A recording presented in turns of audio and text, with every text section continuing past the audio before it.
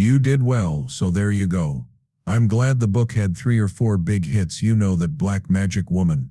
Peter Green was a British blues legend, a guitar hero, and a man whose music used to fill the smoky clubs of London's swinging era. His name was listed next to Clapton, Beck and Page, but then he disappeared, not from the charts but from reality. What happened to one of the best musicians of his generation?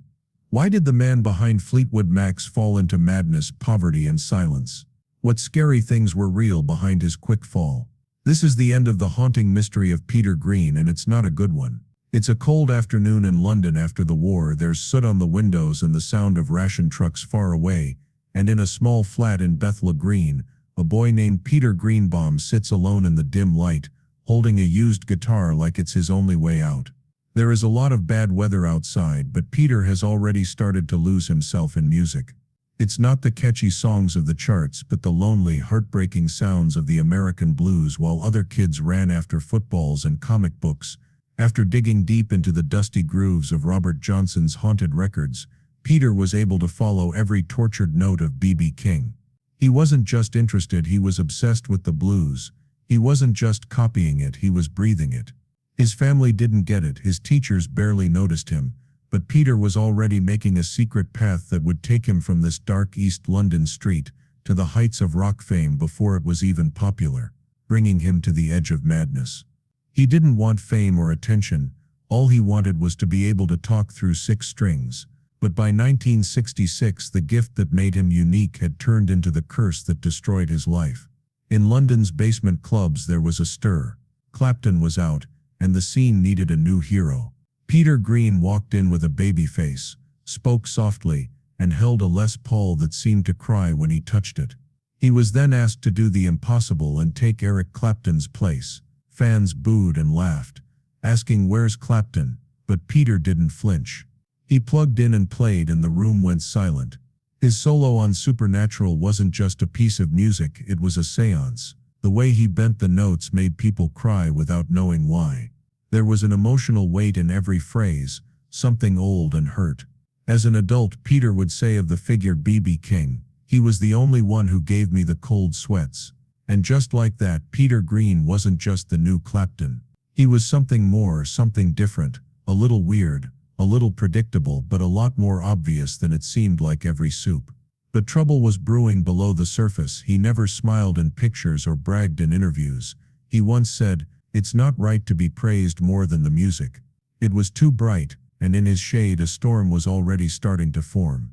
When Peter left the Blues Breakers in 1967, everyone thought he was going to go solo, but he actually put together a band and then quit. Fleetwood Mac wasn't named after him, it was named after Mick Fleetwood and John McVie, who play rhythm guitar. Who builds a ship and puts someone else in charge of it? British blues fans held to every note as the band's early success blew up. Then came the hits, Black Magic Woman, Albatross, Oh Well, each one that was heavy with sadness and something even deeper than grief. Peter's music was still great, but it sounded like someone trying to get out of their own skin. The lyrics, which used to be beautiful, became disturbing. "I just wish that I had never been born," he sang in Man of the World. It didn't sound like a metaphor, it sounded like a cry for help. Things got stranger when Peter showed up to rehearsals in long robes like some kind of wandering monk. He gave away his money and talked about giving up fame. He said that voices were guiding him at meetings, where he would either sit in silence, speak in riddles, or not show up at all. His bandmates didn't know what to do. They weren't dealing with a rock star anymore, they were dealing with something fragile and lost. The man who had brought them together was slowly falling apart in front of their eyes. Then came Minster 1970, a night that would tear Peter Green's life apart and Tudor Fleetwood. After just a great show in Germany, Mac's mood was high, but there was a commune on the outskirts of town full of free thinkers, mystics and self-proclaimed prophets. They offered him a huge dose of LSD. Some say he took it willingly, others say he was forced to, but what happened next is clear. Peter disappeared for days, and when he came back, he wasn't Peter Green anymore. His eyes were cloudy, and his voice was low and shaking. He whispered about ghosts, cosmic voices, angels and demons fighting inside his mind. He said he had seen the end of the world on stage. Off stage, He stood still and wandered around alone. He stopped eating, laughing, and connecting with anything or anyone. The band tried to hold on to him, but the brilliant, tormented, beautiful soul they loved was gone, leaving behind a broken man trapped in a world only he could see. He told them he was quitting because he didn't want to be worshipped or seen. He left Fleetwood Mac, music and reality, and that was that. One of the most brilliant musicians of the 20th century disappeared into the shadows, not from an overdose or death, but from life itself.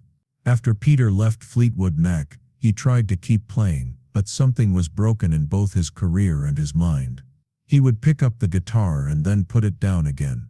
Notes that used to flow from him like water now sounded stiff, lost and confused. It was like the strings were resisting him, or worse, making fun of him. He started to talk about ghosts and other unseen forces following him around. People who visited him said he didn't talk much, and others said he walked the streets alone for hours, mumbling to himself and scratching lyrics into pieces of paper that he would then lose in the wind. At one point he shaved his head and started wearing loose clothes because he thought that his appearance was drawing the attention of demons. Peter was hearing voices, real ones, that told him he was bad and that he shouldn't be there. The man who used to make B.B. King shiver couldn't even trust the sound of his own voice. By the late 1970s, Peter Green had quit music and almost the whole world. He had been diagnosed with schizophrenia and was locked up several times in those cold, sterile hospitals. The treatments were horrible. Electroconvulsive therapy, ECT, erased large chunks of his memory. Medications dulled his senses. His genius was buried under chemicals and fear. Rumors spread that he had become homeless. Fans said they saw him on park benches, messy and muttering. One reporter said they found him living in a There is no power in the London squat. Peter's family tried to help, but they couldn't understand the storm going on in his head. They argued over royalties, how to help him, and whether he could be helped at all. Peter's brother Michael, who is also a musician, reportedly got into fights with Peter over creative decisions and guardianship issues, and the two of them didn't talk to each other for years. Peter's parents used to be proud of their son. Son stopped going to interviews. His family stopped talking to the press.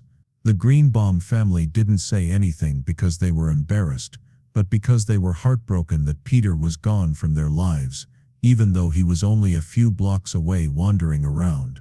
When it came to Lindsey Buckingham, Fleetwood Mac did the opposite. When Christine McVie and Stevie Nicks joined the band, they became one of the biggest acts in the world, with sold-out world tours and multiple platinum records. Stowe and Peter watched the band from afar, reading about them in a newspaper or on TV. Built is now going higher than ever without him. In a rare interview he said, "They're doing great, I'm happy for them."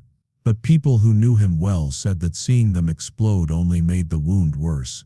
His reputation had been changed, and the blues visionary was now just a footnote in history. While this was going on, record companies made money off of his name by putting out compilation CDs and remastered versions of his early work. His voice and guitar were selling well, but Peter didn't see much of a profit. He lost money because of legal loopholes and lost publishing rights. He lost a lot of money because of old rights and contracts that were decades old.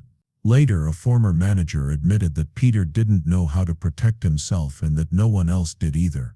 He made the sound, but others got rich off of it. Then in the late 1990s, an unthinkable thing happened. Peter Green came back slowly and quietly with a new band called the Splinter Group and a few blues shows that shocked old fans.